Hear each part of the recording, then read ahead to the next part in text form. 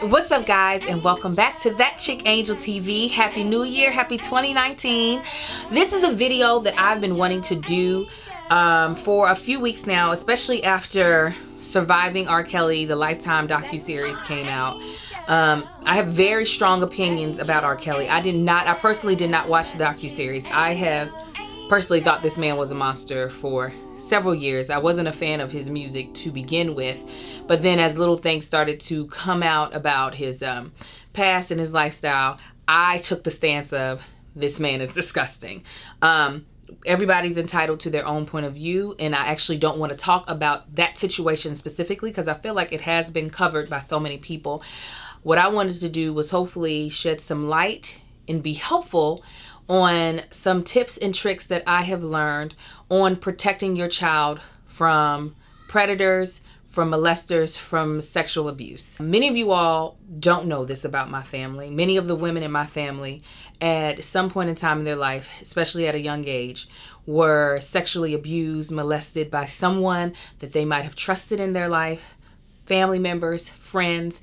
It was something that was plaguing my family. While, praise God, I was never victim of sexual abuse or child molestation, it's something that I've always been extremely hyper aware of. So when I became a parent, I became even more hyper aware of it, to the point that I took a class when my son was 18 months, my first son Marcus, who is now 9, so that I could be as proactive as possible in protecting him from those who might try to prey on him, because this is not something that just does affect women. Granted, it affects women at alarmingly high rates. It does affect young boys as well. And it was something that I take very seriously. Not that every parent doesn't, but I wanted to be very proactive in protecting my children. So I thought, you know what? Instead of keeping my knowledge in my head, let me tell you all some of the things that I have learned via classes that I've taken, and also the wisdom of people who are survivors of sexual molestation. The biggest tip I can give you is the one that I'm going to start off with, and that is believe your children. It is very rare that someone who is young, that has dealt with being abused, that they would lie to their parent if they have gone through that situation. A lot of times it's hard for a child to even verbalize that something like that has happened. So if they open up to you in a way that you can see something is going on, believe them. You also want to be aware of, and this goes into this whole tip, of their own body language and how they're feeling towards a certain person. If you notice your child is uncomfortable around a certain person, be aware of that and don't force them out of that uncomfortable zone. Say they don't want to hug weird Uncle such and such. Don't make them hug them. So what you and your child can discuss is a way in which they feel comfortable in greeting weird Uncle such and such. Something where they don't have to have physical contact, where they're still acknowledging the other person's presence, but you're not pushing them out of their comfort zone. While we have our own instincts, our children do as well. So you want to be respectful of them and how they feel comfortable wise, and believe them if they say they're uncomfortable. Believe them if they say that they feel like they have been violated by someone else. Tip number 2, and this is a huge one, something that you can implement from day one, and that is use appropriate terms for your children's body parts. Meaning there's no such thing as a winky, there's no such thing as a pocketbook, there's no such thing as your flower. Your children have penises, they have scrotums, they have testicles, they have vulvas, they have vaginas, they have uteruses, they have urethras. These are all the appropriate technical terms, and you should use those terms with your children. Here's why.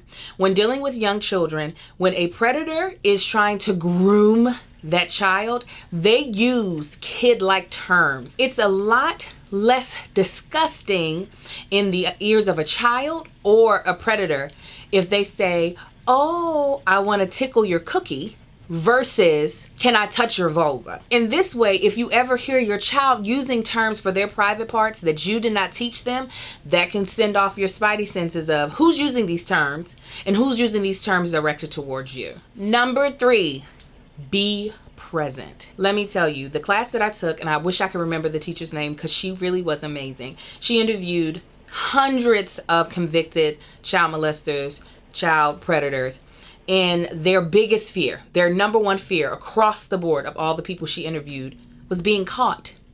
So in an effort not to be caught, they usually target children whose parents aren't present. And I'm not talking about like horrific parents who are truly absent. They're not raising their kids, even though they target them too.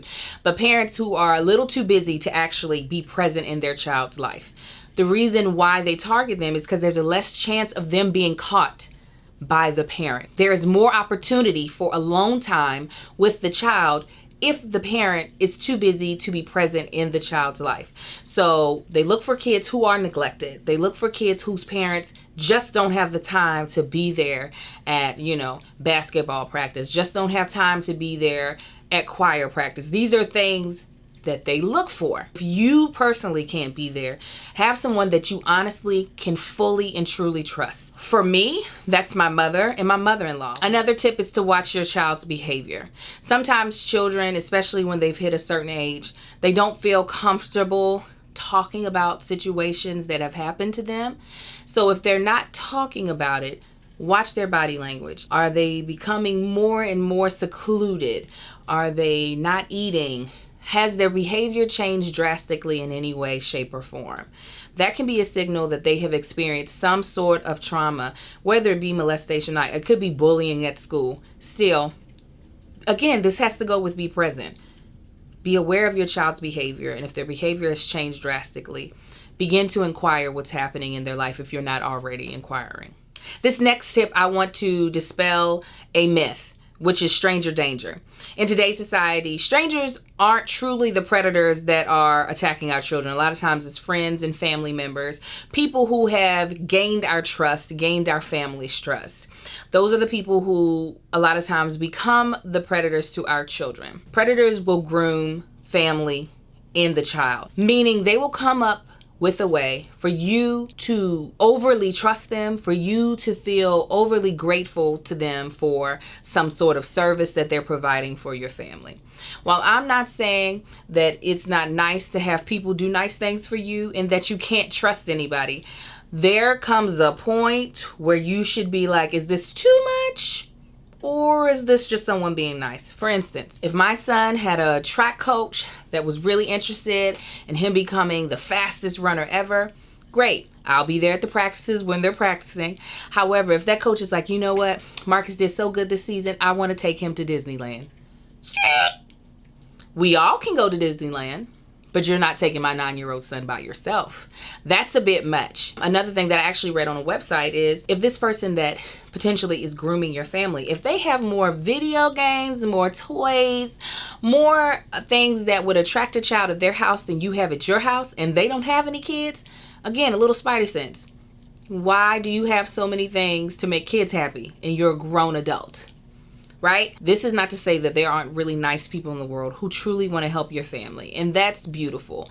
But don't become so indebted to someone that you're allowing them to do more for your child than what you do for your child. And on the lines of keeping your child's body parts named properly and them knowing the names, also let your child know what it means to have bad touches. What I mean by that is my child, my oldest, by the age of around between 6 and 7, he was giving himself his own baths.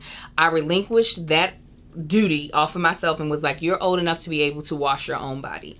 And I also allowed him to know at that time, there is no reason for anyone, including myself, to be touching your private parts. From here on out, I no longer need to wash you. You're responsible for that. So I have no reason to be placing my hand or using an object to touch any of your body parts for any reason. And I was like, no one else has that right. I was like, if we go to the doctor's office and the doctor has to examine you, he is only allowed to touch you in those areas when I am there. And if you don't feel comfortable, he is no longer able to touch you to examine you. So you want your child to have ownership of their body. There was an article that I read a long time ago about putting girls in sports in order for them to also feel ownership over their body, because that's a part of it. You want your child to feel as though they own their body, and the only people allowed to touch their body are people that they give permission to touch their body. And should no one be given permission? You know what I'm saying? Now, I know I said the first tip was like the most important tip, but I think I lied. This last tip I think is the biggest one of all. Talk about this. Unfortunately, but fortunately, as a young girl growing up, it was almost like a Christmas tradition. When we would go to my aunt's house, she would pull me off into the kitchen and she would have this conversation with me. She was like, you know, no one is allowed to touch your body, right? That shouldn't be, there's nobody that should be touching your private parts, your breast, any of that. And this is, I was young. I was very young. I might have been 5, I might have been 6 every Christmas. And she was like, and if anyone is touching your body parts, you tell me. She was like, I don't care who it is. She even said, I don't care if it's my husband. You tell me, because they're not allowed to do that and we will handle it. Now, while that might seem like, ugh, you know, because you're thinking, oh, you don't want to put that in a child's mind. For me, it made me fully aware at 5 years old, nobody better be touching my body. Nobody better be touching my butt. No one should be putting their hands on me in a way that is inappropriate and that I don't want. A lot of times we're afraid to talk to our children about this because we're just hoping that they never have to deal with it. And dear God, hopefully they never have to. But you all have to understand, there are some staggering statistics, especially when it comes to Black women. My sister recently posted them, and I want to share them with you. It says, approximately 60% of Black girls experience sexual abuse by the age of 18. 60%. That's over half are experiencing sexual abuse by the age of 18. So this is an epidemic. This is not something we can sweep under the rug. This is not something we can ignore. This is not something that we can just hope and wish away. This is something that we should be talking about. If it was some sort of disease that was running rampant in our communities, we would talk about it. Well, this is a disease, and we should talk about it.